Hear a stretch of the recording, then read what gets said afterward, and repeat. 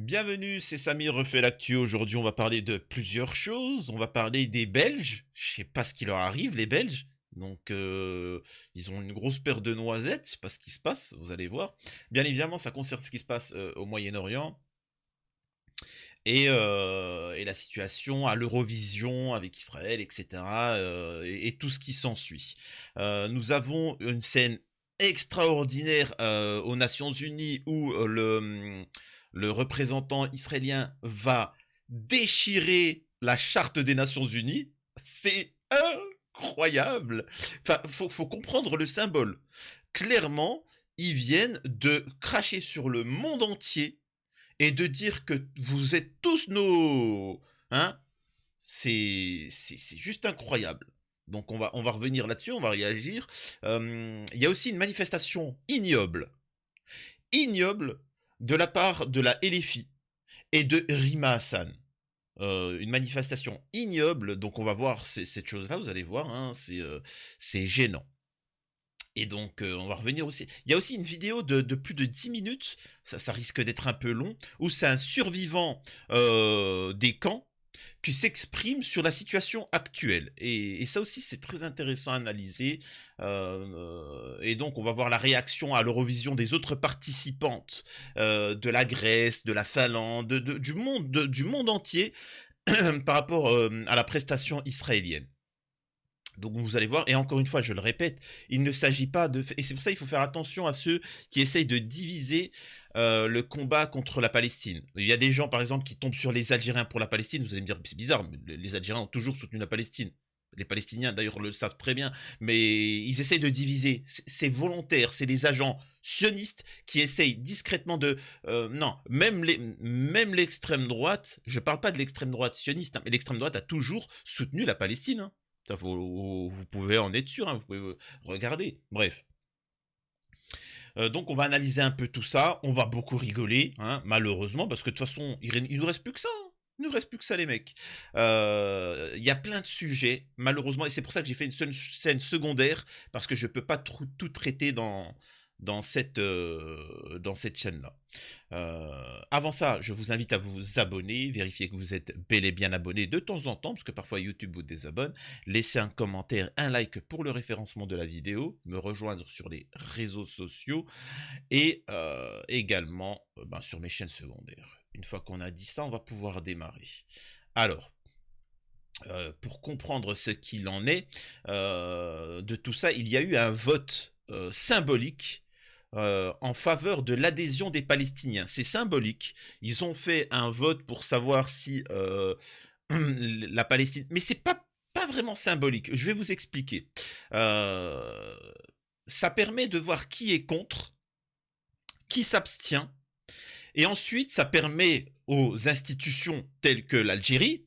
Attendez, je sens que je vais éternuer.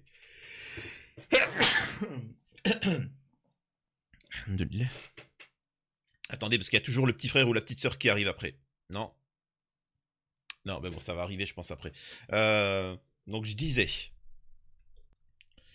Ça permet ensuite aux institutions telles que l'Algérie, etc., d'aller vers les pays qui ont voté contre ou qui se sont abstenus pour faire des arrangements.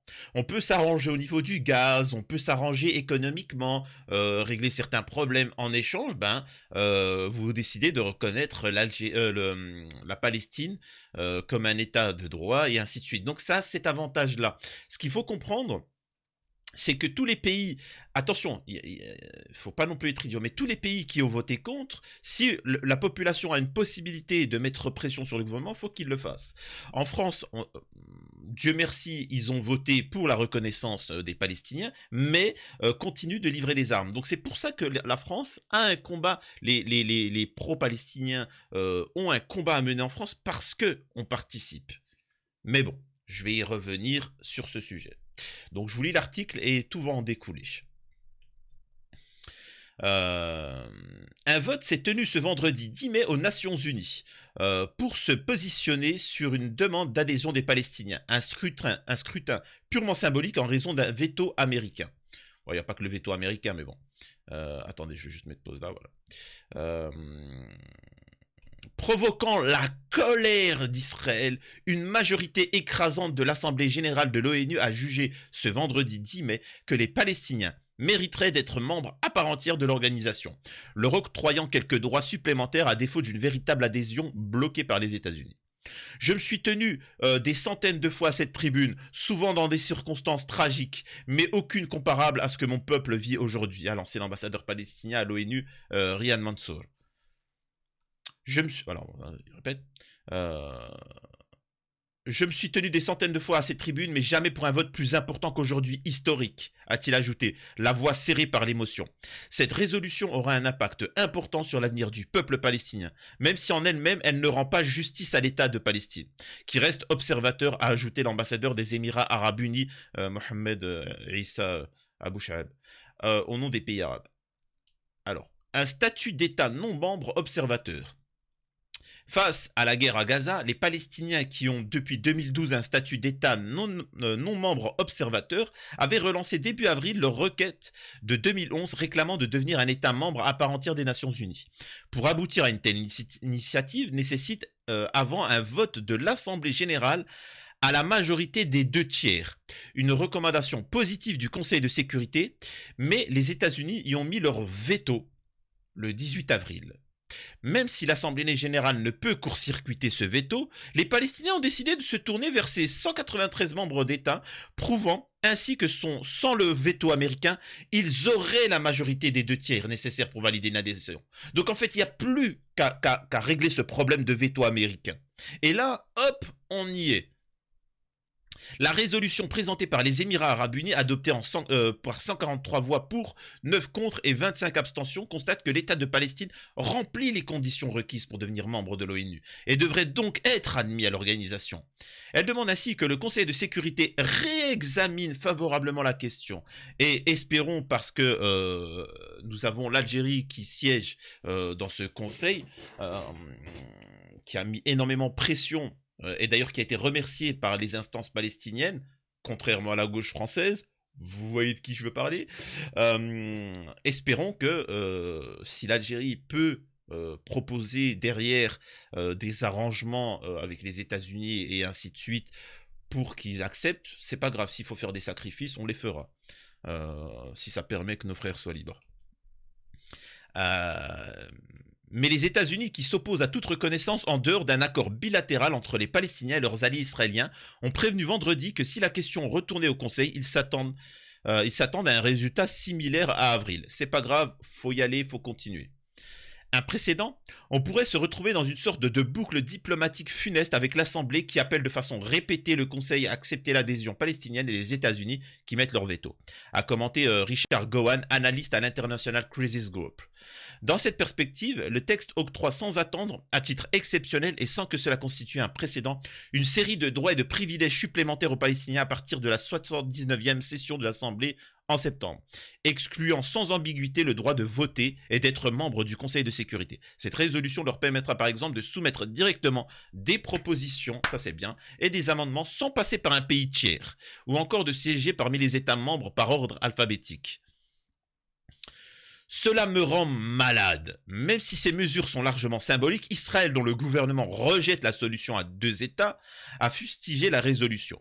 Cela me rend malade, a déclaré l'ambassadeur israélien Gilad Erdan à la tribune, accusant l'Assemblée de donner des droits d'un État à une entité déjà partiellement contrôlée par des terreaux. Avec ce nouveau précédent, nous pourrions voir ici des représentants de Daesh, de Boko Haram, siéger parmi nous. Vous réduisez la charte en lambeaux, honte à vous, a-t-il lancé, joignant le geste à la parole. Alors, je vais vous montrer, c'est juste incroyable, quoi. C'est juste fou. This is...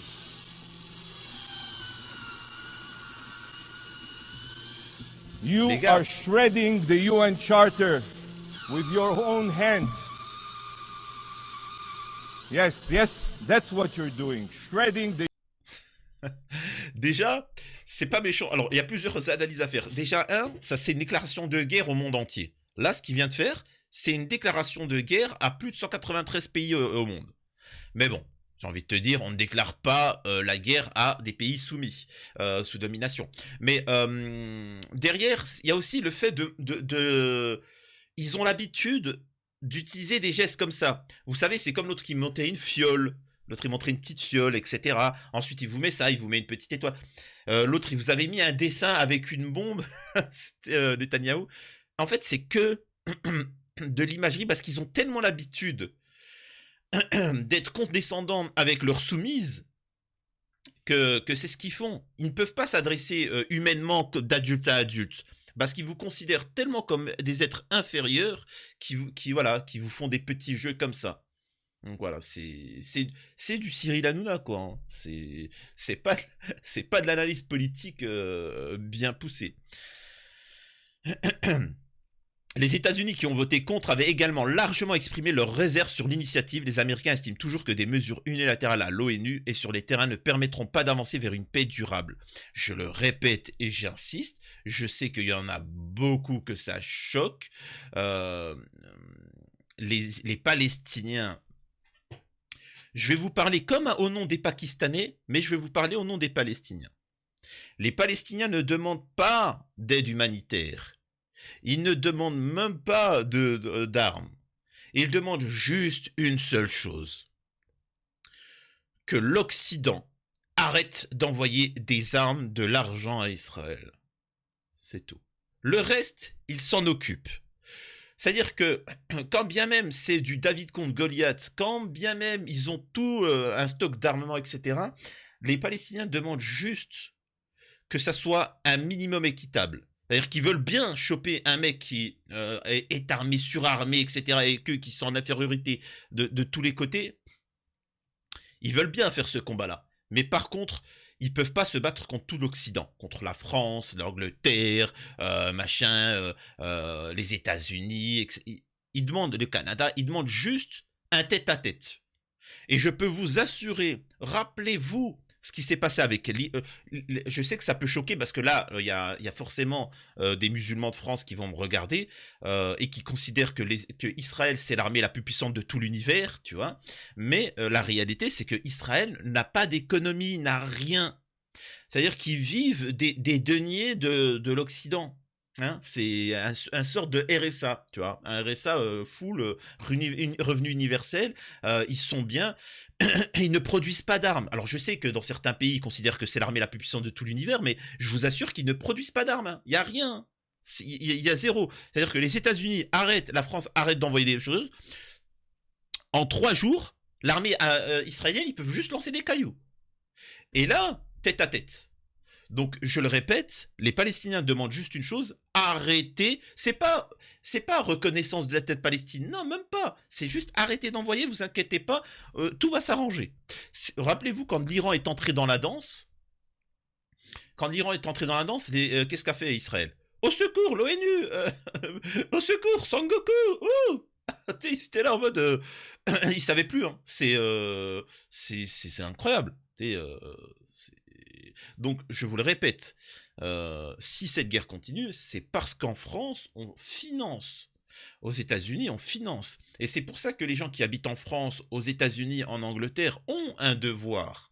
C'est de mettre pression sur les agences, sur les gouvernements, soit en élisant des gens qui vont stopper cette aide, et s'il n'y a pas cette possibilité-là, parce que c'est pour ça que je vous dis qu'il faut, si vous devez aller voter par exemple pour Mélenchon, pour Manon Aubry, Rima Hassan, etc. Mais s'il ne passe pas, vous avez quand même possibilité de faire des blocages, de mettre pression et d'être solidaire. Vous voyez ce que je veux dire? Enfin bon. Donc voilà, en tout cas, bon, c'est ma petite analyse, vous la prenez comme vous le souhaitez, mais de par le monde entier, je répète, de par le monde entier, il y a un soutien envers la Palestine. N'écoutez pas les gens qui essayent de diviser les soutiens à la Palestine en disant droite-gauche, extrême droite, machin, etc. Non, tout le monde, tous les pays du monde, et ça apporte une réflexion, parce que je vois beaucoup de gens, justement, je vais vous montrer les passages, par exemple, ça, regardez, là, il y a l'Israélienne qui s'exprime. State your name and your media house. Laura Chechnik, Yediot Achronot and Ynet.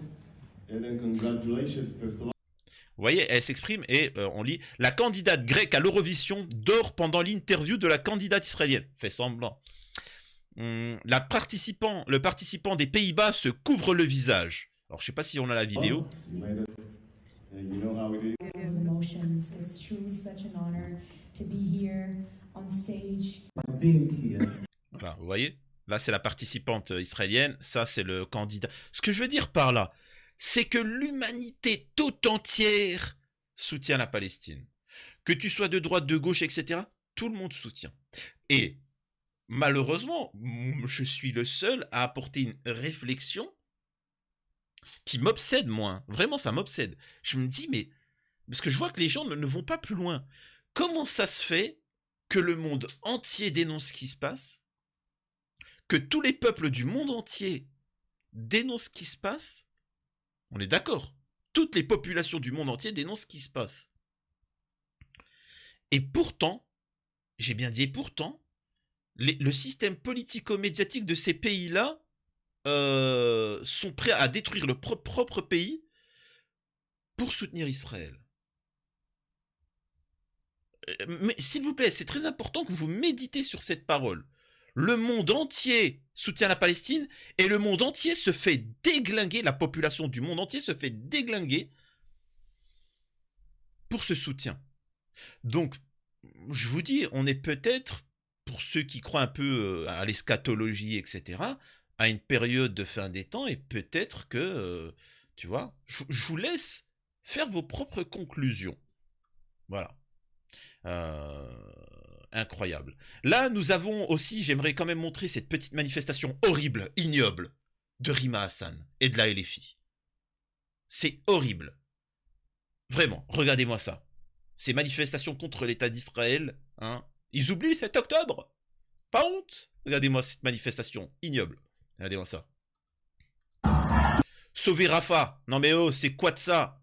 Regardez-moi, en disant ça, c'est remettre en cause l'État d'Israël. Donc les Juifs, donc la Shoah. Donc c'est gravissime, cette manifestation fomentée par Rima Hassan. Écoutez.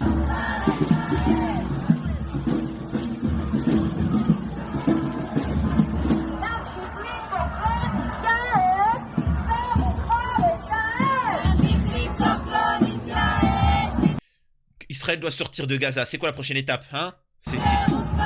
Et regardez, hein, regardez ça. Attendez. Alors attendez, c'est où? Non, c'est pas là. Ah, voilà. Regardez. Là, c'est quoi ça, cette pastèque là? C'est une symbolique pour parler du drapeau palestinien, hein? Drapeau palestinien. Je rappelle que le drapeau palestinien, couleur pastèque, rouge, rouge, sang, noir, uniforme nazi, hein, sang, uniforme nazi, hein. C'est fou, vert, la nature, ils sont contre la nature en plus, incroyable. C'est fou ça, hein. Comment? Attendez quoi? Attendez 2 secondes. Ça a strictement rien à voir avec Rima Hassan? Bah, c'est qui alors? Ah, ça se passe en Israël? Ah, c'est les familles, en plus c'est les familles des... C'est les juifs israéliens? Ah, qui manifestent à Tel Aviv? Comment ça? Mais comment ça se fait?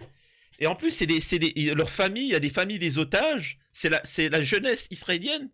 Ah, ouais. Bah donc en fait, la narratif islamo-gauchiste, tout ça, ça passe pas? Non? Bah, comment on fait alors? Ah. Je sais pas. Il faut savoir que si Rima Hassan avait fait cette manifestation, elle aurait été convoquée, tu vois? Elle aurait été convoquée, il lui aurait mis la lumière comme ça sur les yeux. Alors, hein? Tu condamnes? Tu condamnes ou tu condamnes pas? Bon, Rima Hassan l'aurait fait. Tiens, tu vois, mais bon, bref. Non, plus sérieusement, c'est là où tu vois que même à Tel Aviv, on peut y avoir ça. En France, ça vaut condamnation et ça vaut tabassage. Donc, c'est quand même particulier. Pourtant, on est en France. Il serait plus logique qu'en Israël, ça soit beaucoup plus violent. Mais bon. Petite seconde, là, c'est... Palestine. Là, le représentant palestinien qui s'exprime et le monde entier, les pays du monde entier l'applaudissent. Et après, on part sur les Belges. Free Palestine and vote yes for the resolution, and I thank you so much.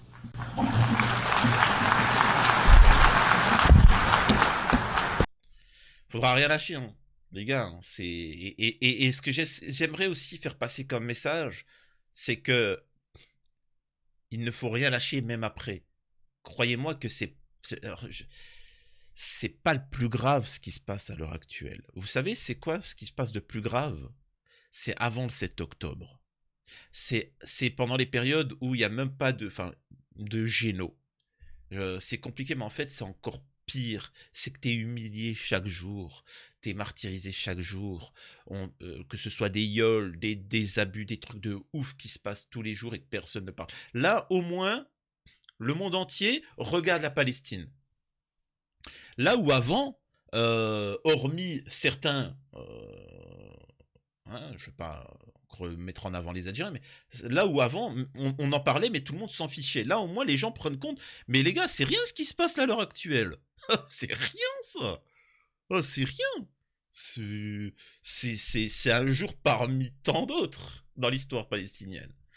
Ce qui nous permet de faire une jolie petite transition sur la Belgique. Qu'est-ce qui se passe, les Belges? Oh, qu'est-ce qui se passe? Oh, ils arrivent quoi? Bruxelloises, Bruxellois. Oh, dans vos cantons, qu'est-ce qui se passe? Oh, vous mettez quoi dans vos frites? C'est faux, ça. Donc, je vais éviter de lire, parce que, excusez-moi, je sais pas lire le belge. Enfin, je sais même pas si c'est du belge, ça se trouve, ça c'est une blague. Mais parce que le belge, excusez-moi de vous dire ça. Alors, attends, je vais dire des compliments, vous inquiétez pas. Je vais dire des compliments sur les Belges. Il faut sachez qu'il y en a beaucoup qui nous regardent de Belgique. Vous inquiétez pas, je vais dire du bien des Belges. Mais juste, par contre, c'est quoi cette langue-là? Par contre, tu sais, ça a aucun sens. Tu vois, c'est pas méchant, mais les lettres, elles n'ont aucun sens l'une avec l'autre. Pourquoi tu mets deux E, E-E-E-N? Mais juste un seul, E-N. Tu vois, ça, V-A-K-B-O-D, Vakbondotsatsky. Non, mais ça, arrêtez les mecs, oh. Oh, excusez-vous un petit peu. Tu vois, ça se trouve, c'est même pas du belge, tu vois. Et puis, je m'humilie. Non, alors, il faut savoir que pendant la prestation de l'israélienne à l'Eurovision, toutes les télés belges, lors de cette émission, hop, un petit truc comme ça. Et là, vous allez comprendre ce que je dis et pourquoi on me tombe dessus. Pourquoi les Free Palestine ont plus la haine contre moi que contre l'État d'Israël. Et voilà, vous allez comprendre pourquoi. Parce que moi, je n'appelle pas à dire Free Palestine. J'appelle à des actions concrètes de ce genre-là, mais aussi, écoutez-moi bien, il y a beaucoup de personnalités pro-palestiniennes, pro-israéliennes, et qui disent des choses ignobles. Eh bien, sachez que ces gens-là, dont certains, dont j'ai conscience, il y a des femmes qui ont été abusées. Écoutez-moi bien, je ne suis pas en train de vous raconter des blagues, je vous ai jamais menti. Hein. Dans toutes les affaires que j'ai pu traiter, vous avez vu que j'avais réellement des dossiers. Regardez l'affaire Lina, il y a des gens qui ont parlé, ils ont gueulé. Vraiment. Tu as des femmes qui témoignent mais de manière privée, mais qui ne veulent pas le faire publiquement et qui n'ont peur. Si vous vous unissez, écoutez-moi bien, si vous vous unissez, vous payez des avocats, vous avez une structure là-dessus pour défendre et attaquer les propos islamophobes ou machin, etc. Si demain, la LFI dit, c'est pas grave, on n'a pas eu la présidentielle, mais on va faire un truc, on peut transmettre les contacts. Et là, ces femmes-là se sentiront peut-être en sécurité et iront déposer plainte. Et là, se retireront les SMS, les dossiers. Et là, toutes ces personnes, ils devront rendre des comptes pour leur abus, parce qu'ils se sentent en toute puissance. Parce qu'en face, vous n'êtes pas organisé. Vous n'êtes pas organisé pour vous faire valoir vos droits. Et c'est ça qui est problématique. Et ça, on est d'accord qu'on n'a pas besoin d'attendre la présidentielle. Ça peut se faire tout de suite. Voilà. C'est ça que j'appelle, c'est ce que n'arrivent pas à comprendre les gens. Je suis pas en train de critiquer la LFI, Mélenchon, la gauche. Encore une fois, l'un de mes meilleurs potes, il est dans ce mouvement-là. Tu vois, bon, on a des débats, je l'ai déjà dit, mais donc, moi, je vous appelle à faire du concret. Par exemple, comment ça s'appelle, les étudiants aux États-Unis ne discutent même plus avec les médias. Ils savent qu'ils sont corrompus et ils se font leurs propres médias. Tu vois. Là, par exemple, ce que vous faites en regardant mes vidéos ou les vidéos de gens qui dénoncent machin, ça les rend fous. Parce que vous ne regardez pas BFM. et qui vous font la propagande. Ça les rend fous. Donc rien qu'en faisant ça, déjà, vous les mettez à l'amende. Soutenez tous les indépendants, toutes les actions et ainsi de suite, et soyez unis. Vous n'avez pas besoin d'eux. Vous êtes la majorité, ils sont la minorité. La chaîne de télévision publique belge VRT a interrompu son programme avant la deuxième demi-finale de l'Eurovision 2024 pour diffuser ce message. Il s'agit d'une action syndicale. Nous condamnons les violations des droits de l'homme commises par l'État d'Israël. De plus, l'État d'Israël détruit la liberté de la presse. C'est pourquoi nous arrêtons un instant l'image. Cessez le feu maintenant. Stop le géno. Franchement, les Belges, là, vous mettez quoi dans vos frites, là? Qu'est-ce qui se passe? Hein? Oh, on dirait pas, ils sont tranquilles comme ça. Et, oh, franchement, là, ça me... C'est... Qu'est-ce qui se passe? En Belgique, si quelqu'un peut m'accueillir, en Belgique, je me sentirais un peu plus en sécurité, tu vois. Et si ça pouvait être une jolie demoiselle, c'est encore mieux. Très important. Quoi d'autre? Alors... est-ce que je mets le survivant de l'Holocauste qui témoigne? On a 26 minutes, je le mettrai dans une autre vidéo. Nous avons ici un survivant de l'Holocauste qui s'exprime sur ce qui se passe à Gaza en disant pas en mon nom et voilà, il explique un petit peu ce qu'il a vécu et les ressemblances qu'il y a avec Gaza, mais ça dure 10 minutes, donc, et puis vous me connaissez, hein, je vais trop analyser. Et là nous avons donc, on va parler un petit peu de Netanyahou, qui s'exprime. ووحدتنا انت أظافرنا وبنفس المعنويات بعون الله سوف ننتصر سويا عشية عيد الاستقلال. Alors il faut comprendre que ce message est à destination des Arabes, hein, et des pays arabes, hein, je précise.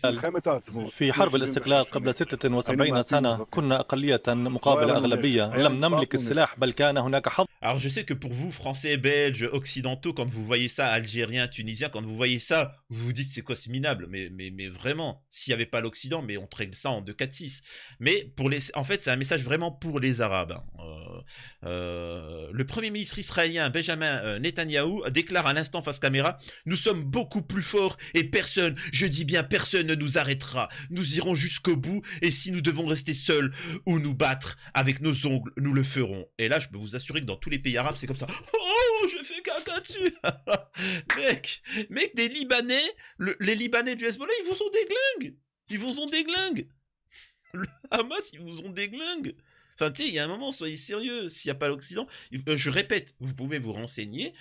Sans l'intervention de la France et des États-Unis, ce que j'essaie de faire comprendre, c'est pas qu'ils n'auraient plus aucune arme pour faire ce qu'ils ont. Oui, ils n'auraient plus aucune arme, mais si on n'envoie plus l'argent à Israël, le pays s'effondre. C'est ça que j'ai envie de vous faire comprendre. Le pays s'effondre. L'économie, tout ça, c'est fini. Tout le monde partira. Il n'y a même pas besoin de... Renseignez-vous. Renseignez-vous. Et là, c'est en fait ce que j'essaie de vous dire.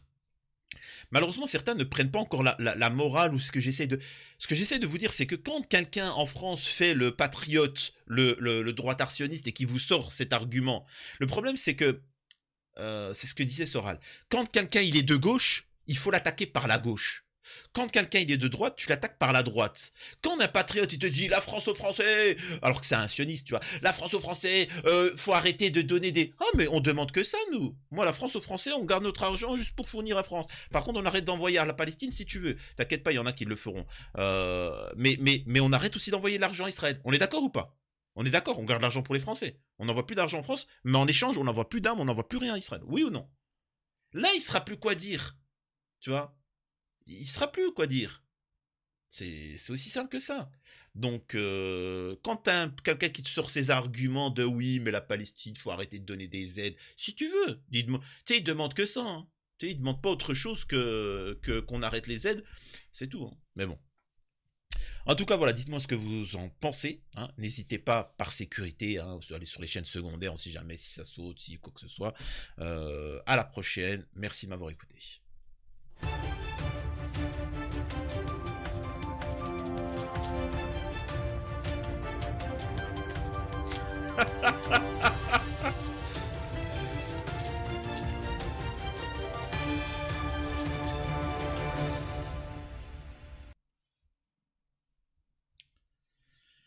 Bienvenue, c'est Pascal Pro. Aujourd'hui, une spéciale, car il s'est avéré que nous avons été infiltrés par des agents du Hamas partout en France, et vous ne pouvez pas imaginer à quel point. En effet, nos équipes ont pu se rendre dans des super marchés, marchés aux esclaves, camps, des camps. Donc je dis ça, je pose une question.